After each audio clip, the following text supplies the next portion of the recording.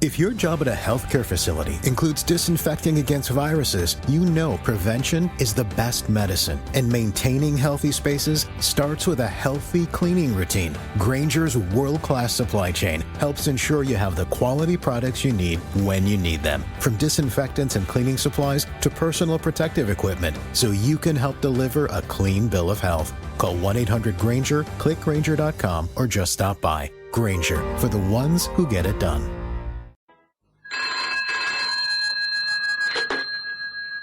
Yes? Dennis? Yes. Is that you, Patsy? Uh-huh. It finally happened. The Bowers are off for a week's leave to Weston-super-Mare at the crack of dawn tomorrow. So, at last we're ready.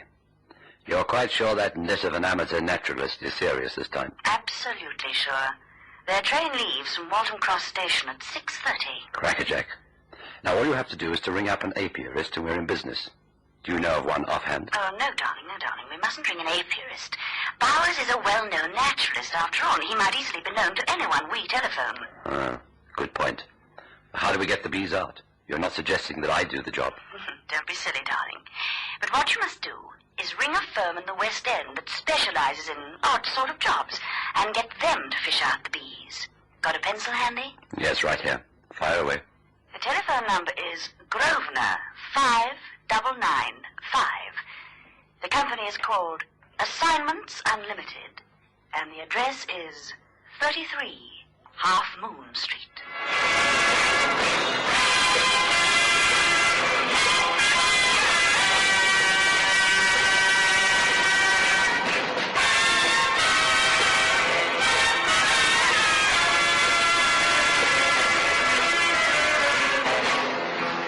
No money for honey.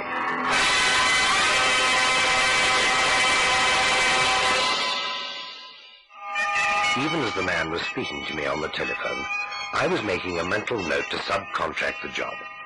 It must have been Ned Benson's sudden arrival that put it out of my mind. Certainly, the outcome might have been dramatically different if I had subcontracted. All I could remember at the time was the man's preoccupation with the queen bee, that is. This entomological phenomenon had more importance for him than Sheba had for Solomon. It's of paramount importance, Mr. Mason, that you find the queen. She's always at the back of the hive. Unless you dislodge her, all your efforts will have been to no avail. The bees will simply multiply all over again. I understand that, Mr. Barr. Professor Barr. You see, I've been given a week's unexpected leave. My wife and I are off in the morning to Weston-super-Mare for a bit of a break. I would like the bees removed before I get back. In fact, if you can do the job tomorrow, so much the better. Well, I'll do my best, Professor. I'm not sure that I have an expert in my staff, but, well, you can rely on us to complete the task satisfactorily. I take it you'll want the swarm removed to another hive. I'm not in the least bit concerned with what you do with the wretched things as long as they're gone before my return. But I emphasize that I must have the queen. Dead or alive? Sounds like a tribal war in darkest Africa. It's no laughing matter, Mr. Mason. I've been plagued with these bees for months now.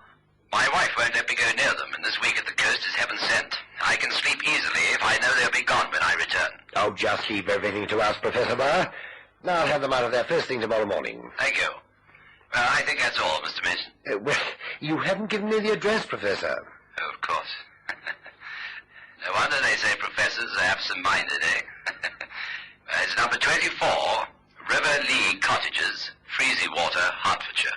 You got that? Oh, we'll find it easily. It's on the Green Line bus route, actually. Oh, I know the area well, Professor. Well, that's all, I think. Don't forget the Queen, will you? I won't. Well, goodbye. Have a nice holiday, Professor. Goodbye. Yeah, well, that sounded like a summary dismissal. Was it a client? Yes, Benson, a professor of entomology. Bees. So that's why you told him to buzz off. Oh, easy on the puns, Benson. I got a sting in my tail, too. And your client's got a bee in his bonnet, What gives? Well, he's got bees in his cottage roof, and while he's on holiday, he wants us to remove them. Know anything about bees? No, I'm strictly a boy for two-legged honeys. Oh, I should have known better than to ask. Ned Benson, the glamour puss of Assignments Unlimited. No, wait a minute, Chief, please. Hi, Ned. Hi, Chief. Oh, hello, Jill. How'd it go? Oh, dead easy. I drove the old boy to the Queen Mary, and using my delectable charms, got him on board the Queen in half an hour. See? Modesty, the female glamour puss of Assignments Unlimited. what's eating him? Yeah, we also have our problem of the Queen. Not the Queen Mary, a lesser monarch, a Queen Bee. Well, when I see a bee in this office, I eliminate it. Like that. You sort of reckon we should spray him out, huh? Why not? What's good for one is good for the whole Oh, family. don't you mean bad? Jill, we can't kill those bees. It just isn't done. It's bad for the national economy. I wouldn't be surprised if they aren't protected by the Royal Society for the Prevention of Cruelty to Animals. Anyway, the chief said the owner is a professor of entomology. That means he'll have a bug about bugs, you know? He sounded a very young professor. Oh, and he didn't mind in the least about the bees' welfare. Dead or alive with the Queen. It's all the same to him. Oh, I can already hear the Newgate bell sounding its deathly toll. Oh, look, honey, if you want to go and play Florence Nightingale to that swarm of bees, it's all right with me, but I stay right here. Either we heist that Queen Mother with DDT, or I'm not going. Were you ever bitten by a bee? No, but I was once stung by Pearly King. All right, handsome. Death to the winged insect. Freezer water, did you say? I'll get the car. You get the cans of aerosol insect spray. Here's where we begin Operation Extermination.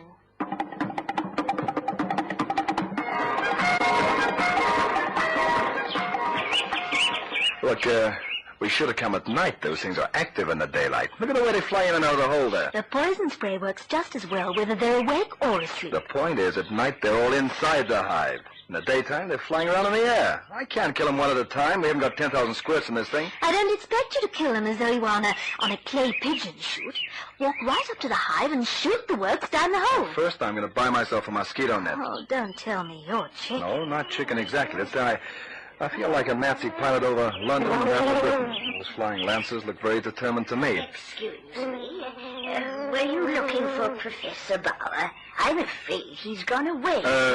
No, ma'am. We're from Assignments Unlimited. We were sent to eradicate the swarm of bees. Yeah. The professor rang up last night and asked us to come down. Well, with homicidal tendencies. Yes, that's right. I'm Jill Perkins, and this is Ned Benson. Hi. How nice to have someone new to talk to. It's very lonely here, you know. Oh, I'm Mrs. Cratchley. As you see, the cottage is semi-detached, and I live in the one next door. Can I offer you a nice cup of tea? Well, after the extermination, we'd be grateful, ma'am. Surely you're not going to harm the bees. No, they won't feel Oh, a of thing. course not, Mrs. Cratchley. This is a new kind of spray that just stuns the creatures so that we can remove them to a place of safety. What? Oh, I wondered. You see, the old professor so loves his bees. In fact, he loves all insects. They've been his life's work. Did you say old Professor, Mrs. Cratchley? Oh, was that rude of me? Oh, dear, and I'm not so young myself, am I? Well, we've never met the professor.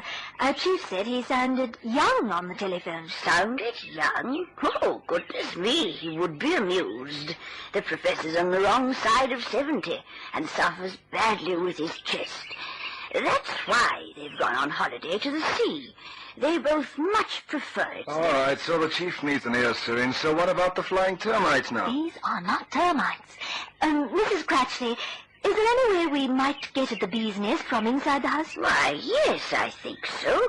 If you got up into the attic, you should be able to reach the nest easily. I haven't been up there myself, of course, but I know the professor used the attic when he inspected the bees and took some of the honey. I have a key to the cottage if you'd like to go in. Oh, that's very kind of you, Mrs. Cratchley. It'll make our job so much easier. Are you sure it's no trouble? Oh, no trouble at all. You get everything ready in the meantime. I won't be a moment. Now, look, honey, what's all this mercy airlift jazzmaroo? You know, fine, we're going to exterminate the bees. It was a little white lie, Ned.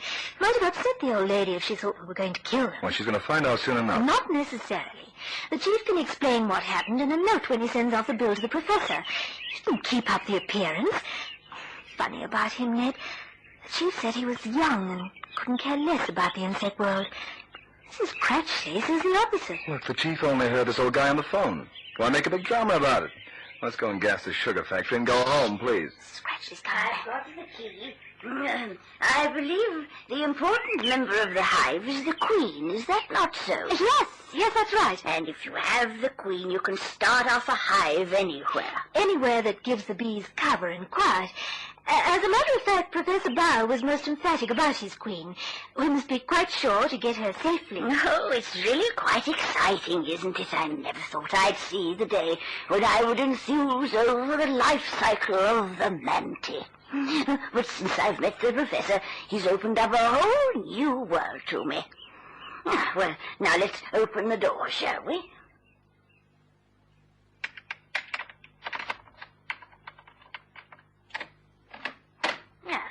There we are. It's a loft more than an attic. The stairs lead right up from the hall here. Will you be long? Not for very long. Mrs. Cratchley, this is a sort of new kind of gas. It's a sort of experiment. Like, I don't think under the circumstances you should stay here. I'm not in the least bit worried, Miss Percy. Nevertheless, I think Ned is right. Nobody can ever be quite sure how bees will react. Oh. We'd both feel much easier in our own minds if you were safely inside your cottage. Yeah, that's right, yeah. Oh, very well. I'll put the kettle on, and then you can come right over when you've finished. How's that? Oh, just right, great. Oh, I won't keep you then. As soon as you've finished. Well, now you've gone and made me feel like a murderer. Come on. How can you say that? Whoever could get murdered in this sleepy hollow? Is that spray safe for humans? Yes, and animals. Shall I empty some into the air? Yeah, I'm mopping up operations for strays. How can you mop up before the operation's begun? Look, so far in this assignment, the cart's been before the horse all the way. Oh, there's the hole. Yeah, it's better from the inside. Watch it. If they go crazy, make a run for the trapdoor and jump through, all right? All right. Ned, What is it? I'm scared. Oh, this is a great time to go feminine on me. Oh, you'll be all right. Hand me that spray. Here. Thanks. Well, here goes. I keep your fingers crossed.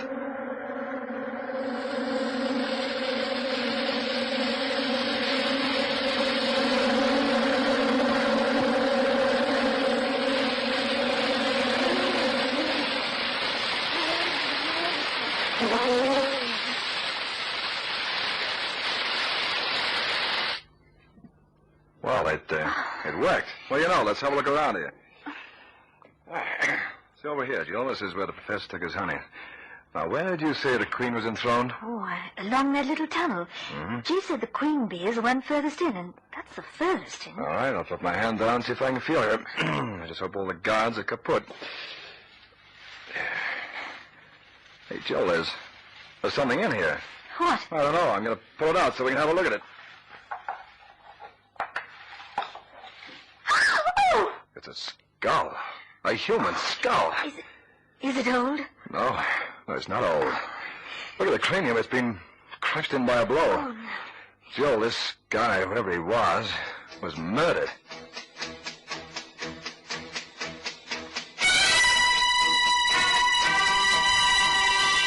Inspector Percy Margo was a kindly-looking man. He asked his questions with an apologetic air and seemed almost embarrassed that murder should be committed in the metropolitan area. But, well, this was merely a pose. Margo of the murder squad was a ruthless and painstaking investigator with a hide of leather and a will of steel. He used the cottage with its grim relic as his base for operations, smiling benignly on Mrs. Cratchley, who, bubbling over with excitement, relished the discovery of the cottage's ghastly secret. She ploughed stoically to and from her kitchen, plying the inspector with an endless river of piping hot tea. He'd been there for 2 days before he sent for me. Oh, sit down, Mr. Mason. Oh, don't be apprehensive. The murder wasn't committed in this cottage. Do you know where it was committed? Well, nothing is certain in this world. Well, almost nothing. One thing I can guarantee is a good cup of tea. What about it, Mrs. Cratchley? In a minute, Inspector. She means it. Can't bear to be away from the investigation for a minute. I could use her if she were 50 years younger. You know Bottomley, I believe? Yes. He's a very close friend of mine, as a matter of fact. He's on another case. Now, let's get down to business. An unknown person telephoned you on the night of the 24th and said he wanted you to remove a bee's nest from this cottage, huh? Well, that's not entirely correct. He said he was Professor Bauer. Will you describe his voice? For instance, did he sound like a professor? Well, I'm not sure what a professor is supposed to sound like. Well, his voice was young, and for an entomologist, he displayed a singular disattachment for the insect world. In fact, he told you to kill the bees. Well, alive or dead. It was all the same to him. You see, Professor Bower is an old man with an harmonious attachment to all insects. If he thought you were going to kill his bees, he might easily contemplate killing you. But it wasn't Professor Bower who phoned you. I've been in contact with him, and I've told him to stay on holiday. Well, if not him, then whom? The person who wanted you to find the skull. But why us? How long had the skull been there? Just over a year. And to answer your other question, I think I know why the person rang you.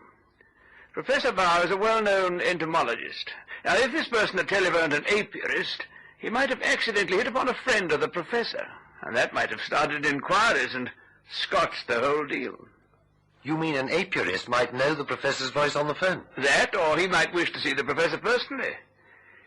Didn't it strike you as odd that a man of Bower's experience and reputation should ask anyone to remove a swarm of bees for him? A task he must have performed himself 1,000 or more times. Well, as a matter of fact, it did. The man himself explained that away without my asking him. He said he couldn't stand the things, but, well, was forced to tolerate them because of his wife. An insect expert who didn't like bees? Yes. When I've met point-duty policemen who can't stand pedestrians, I've yet to find a physician who's friendly with the microbes he fights. Touche. But you have your answer as to why you were put on the job. Well, not entirely, Inspector. You said the man who phoned was the person who wanted us to find the skull. If this person knew of the existence of a murdered man's skull in the wall of the cottage, why didn't he simply ring the police? He wanted the discovery to look like an accident. I'm still in the dark. Obviously, it couldn't be the murderer who telephoned, but it could have been an accomplice who, for some reason, wished to double-cross his erstwhile colleague. Or the murderer's wife, Mr. Mason. Yes, the wife. Well, that would add up. She wished to see justice done, but couldn't bring herself to inform the police. Yeah, but wait a minute. It was a man who rang. Yes. He was so emphatic about that queen bee, he must have known the skull was there. He must have known all about it, everything. So that discounts the wife's theory. No. No? It's unfair getting you to theorize. I have the advantage of you. I know the identity of the murdered man. Already? Oh, I knew who he was 2 days ago. Now, if you go over there in the corner and sit very quietly with Mrs. Cratchley's cup of tea, you can listen to a conversation I'm about to have with a certain young lady. And then you can tell me what you make of it, all right? That's jolly nice of you, Inspector. Bottomley is my senior at the yard. Inspector Margo, if I'd committed a murder, I'd hate to have you on my track. Well, apart from gang murders that I don't give a fig for anyway, I always get my man. Or woman. Oh, come in, Mrs. Laker. Oh, thank you, Inspector. This way, Mrs. Laker. Do have a chair. Oh, thank you. Do you mind awfully if I smoke? This has been a bit of a shock. Please do. I take it then that Sergeant Wells filled you in on the details of the case on the way down here. Yes, he did. There's no doubt about it. I mean, it really is Uncle Benjamin. I'm afraid so. Oh, how ghastly. You have my deepest sympathy, Mrs. Laker. You're very kind, Inspector. Now, I'd like you to fill in a few details for me, if you will. Anything I can do, Inspector, anything. Can you recall the circumstances of your uncle's death? It was over a year ago. I mean, just a general outline. Oh. Well, Uncle Benjamin was the adventurous one in the family. He was addicted to skin diving, often swam in heavy seas. Yes? Well, he just disappeared one day without trace. 2 months later, his remains were washed up on the beach near Torquay. That's about it, Inspector. His remains were easily identified, Mrs. Laker, despite the fact that the head was missing. Yes. At the inquest, a verdict was brought in of death by misadventure, but now we know otherwise. The head was removed because, had it still been attached to the body, it would have been obvious to anybody that your Uncle Benjamin was bludgeoned to death with a blunt instrument. In short, he was brutally murdered, decapitated, and then thrown into the sea. Please, Inspector. Yes, I do go on a bit, don't I? I'm sorry. Anyway, we have the head now. It was found in this cottage. Who was the owner of this cottage, by the way, at the time of your uncle's death? We were. I mean, my husband was the owner. Oh, yes. And of course, your husband is in South America at the moment. On business. I'm sure that if he comes back, he can explain. If he comes back? Oh, Mrs. Laker, we have extradition facilities with the Brazilian government. He'll be back if we want him. Your Uncle Benjamin was a pretty rich man. Yes. Peter, my husband, inherited everything. Is that when you sold this cottage? Yes, we could afford something, well, bigger. Peter likes Kent much more than Hertfordshire, anyway. Do you have any children, Mrs. Laker? No. Why do you ask? No particular reason. You realize that things look pretty bad for your husband. Well, yes, I suppose they do. Does Peter know what you found out about Uncle Benjamin? Only if he's read the English newspapers in Brazil. I haven't been in touch with him, if that's what you mean. How well do you know Mr. Dennis Mosley? Quite well. For how long have you known him? Oh, for about 2 years. July the 18th last year. That would make it 17 months. You met on that date at the Kit Kat Club. If you knew, then why did you ask me? Talking bends my memory. Well, that's all, Mrs. Laker. Thank you so much for coming. Hope you have a pleasant trip back to Kent, wasn't it? Yes. You won't want me again for anything, Inspector? No, Mrs. Laker. I shan't want you for anything more. Good day. Goodbye, Inspector.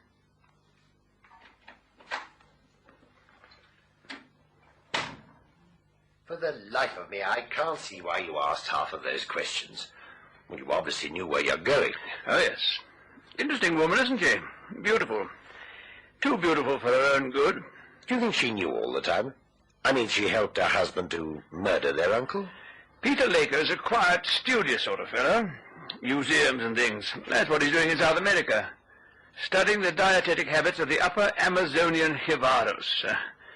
But there remains one pebble on the beach that we haven't kicked yet. It happens to be the most important one. At least, the one who's the reason for you being here. Me? You're not here entirely because Bottomley is my senior. Now, grab that telephone. I've had these installed especially, and they're linked up to the cottage next door. Mrs. Cratchley is my assistant. I'm going to talk to someone. Now, you listen on the other phone, and wrap your handkerchief round the mouthpiece. I don't want him to hear that you are listening. Yes, Inspector. Put Mr. Dennis Mosley on the line, will you, Mrs. Cratchley? Oh, yes. Here he is, Inspector. Hello? Inspector Margo here, Mr. Mosley. How does one get to your cottage in Kent? But you must be mistaken, Inspector. I have no cottage in Kent. In fact, I haven't got a cottage anywhere. What? I must be barking up the wrong tree. I'm so sorry. Well, Mr. Mason? Oh, well, it's him, of course, the same voice. I swear in court that it's the same man who spoke to me at 33 Hartmont Street. It wouldn't stand up as evidence in court, you know. But we don't need the evidence now, do we? You knew the identity of the murderer all along, didn't you? Within 2 hours. But you know now, don't you? Yes, oh yes, I know now. Peter Laker was quite innocent of the killing. His wife and her lover, Dennis Mosley, planned it and executed it, and very nearly got away with it. They knew that Peter Laker was the sole beneficiary to Uncle Benjamin's will, just as his wife, Patricia, was the sole beneficiary under the terms of Peter's own will. They murdered Uncle Benjamin, decapitated him, and hid the head in the wall of the cottage. Dennis planted a bee swarm in the hole for 2 reasons. The first was that the angry little insects would act as guardians of the skull. And secondly, once Peter had inherited the money from Uncle Benjamin's will, he was certain to sell the cottage and move to Kent. The purchaser of the cottage would be certain to have the bees removed, and in so doing would discover the skull. Peter Laker would be duly tried and convicted of first-degree murder. Patricia Laker would inherit the money, and she and her boyfriend could live happily ever after. But unfortunately, the cottage was purchased by a professor of entomology, who loved the bees, and had no intention of disturbing them in any way. So Mosley and Patricia Laker had to wait until the professor vacated the cottage, and then get someone to clear away the bees and, well, accidentally discover the skull. But it didn't work out quite so well as that, did it?